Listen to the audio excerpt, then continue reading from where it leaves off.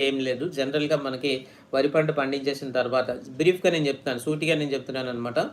So, వరి పంట మనం పండించేసిన తర్వాత రెసిడ్యువల్ మాయిశ్చర్ లెవెల్స్ ఏవైతే ఉంటాయో అంటే ఏంటి, మనం వరి పంట కోసేస్తాం అనగానే డ్రైన్ చేసేస్తాం. ఒక వారం, 10 రోజుల నుంచి ముందుగానే నీరంతటిని బయటకి వదిలేస్తామనమాట.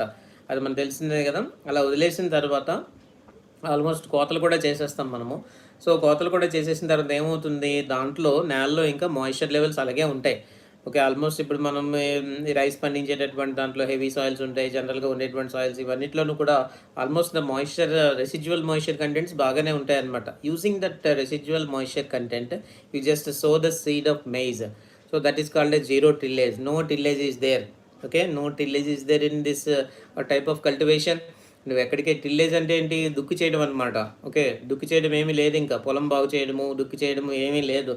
వరి పంట కోతలయిపోగానే తాళ్ళు పట్టుకొని ఎంత స్పేసింగ్‌లో మనం